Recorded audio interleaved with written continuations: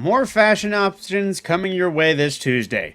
So, when you actually visit Eververse, of course, you'll see a variety of new things. I'm going to be fully honest here. You're going to see this, which is the shooting style variety, which there's going to lead you to 3 bundles. Now, I'm not sure if any of the gear in this set, aside from the ornaments, is going to be available at any point in the season.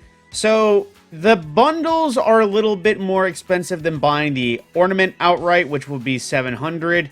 But it comes with a shader that might be otherwise unobtainable, so I don't kind of like the idea of them being so many bundles in that edition, but at the same time, you know, if you want some, go for it, because some of those shaders might only be available, and they also kind of pair pretty well with, I believe, the intended ornaments that come with them.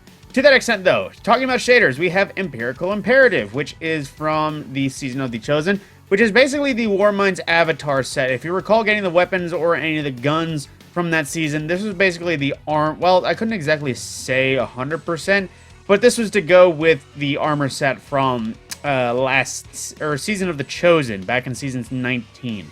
Then you also have Erebos Glance from last season, which was starting to be called the Super Black, which, looking at it, yeah, there's a lot of black, but there's also a lot of white and a bit of orange, so it's hard to say whether or not this is a Super Black. Definitely good looking shader, but hard to say Super Black. Super Black. You also have Lattice Entrance, which is another shader or transmat that has been recolored and re-emblemed in a way. And then you also have the Sweeper Simulant, which is a Sparrow emanating a parody of the, well, Sleeper Stimulant, and then at the same time it is a Street Sweeper. So if you like puns, there you go. You also have a blue emote in the All Done, which is basically another form of Crucible emote to taunt every person you kill in any sort of humiliating way. Then, as well, into our main store, we have a variety of shaders and transmats, starting with Celestial Dome from Season of the Hunt / Season of Forsaken, which, I forget, is Season of the Hunt a thing? Yeah, no, I forget. But it's pretty bright, very light-colored, a very dreaming city in its design, especially after looking at Transfiguration with it on it. But, you know, very bright. You also have 44 Steel from the same season, which is pretty simple in its look, although it's got some shiny copper to it. If it wasn't for the gold, or it wasn't for the shiny, I actually probably would go for this in a very similar Old West style. And then we also have Sunrise Warrior from Season of the Forge, aka Black Armory, which is pretty dang bright. It definitely reminds me of a sunrise, although a little bit more pink than red.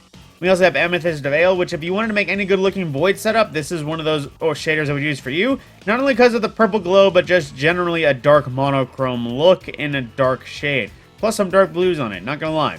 Use it a lot in my Warlock. And for our transmats, we have Only the Finest, which is from... Wait a minute. Is it just me, or does that look like the Veil? Man, that's from Season of the Forge. Way back it was. Man, that connects. And we also have Signal Process from the very same season, which is Black Armory Radiance in the form of the transmat. And also Warsat Arrival from Season 10, which is basically popping out of a Warsat. And for our main ticket items, we have the Rising Dawn from Season of the Dawn, which is you forging a Warlock sword from nothing and then using it to fight something that you inevitably never fight. And we also have the Cherubic from this season, which, yeah, no, that's cursed. And then we also have the Decadent Shell, which is from last season. I believe this is Shadow Legion themed for the Ghost Shell.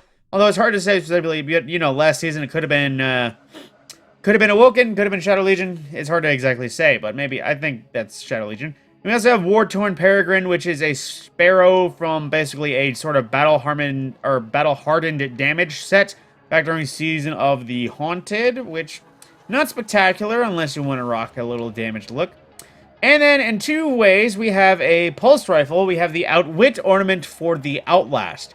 So if you didn't know, this is a legendary weapon ornament that would apply to the Outlast from Gambit Reckoning and Gambit Prime last some time ago, which, if you actually equip it on the different times Pulse Rifle as well, I think it works here, it doubles as a shader for that too. Let's see.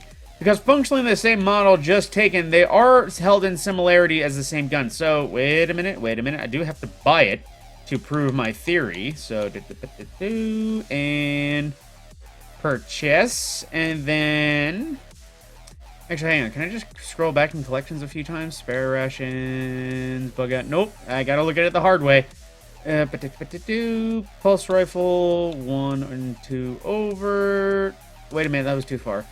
Different times, and this is a lot to prove a point. But yeah, You can equip it, and it doesn't exactly change it a lot. It just kind of reduces how much taken effect is on it and adds a little bit extra to it. So if you wanted something that was a little bit brighter or more detailed, or just had a different look to it a little bit, you can apply that to any of the new Season of the Deep Taken versions. Now, wrapping everything up as well, we have the Nexus Sunrise, an ornament for Vexcalibur, which initially I didn't grab because of the pink, because that's not my style, but then I looked at it a little bit different with shading and sunrise, and when I saw that sort of dark orange yellow sunrise glade on the blade, I became a little bit more liking to it, so I can kind of vouch for it. And lastly, as always, a ghost projection in the form of the X marks the spot projection, which, as usual, ghost projections kind of suck. That is everything available in the Bright Dust store, currently available for, well, Bright Dust. So if you don't feel like spending any real-world money, you have a week to buy anything I had just shown you. In that respect, my name is Matt Scorpion. I will see you in the next video.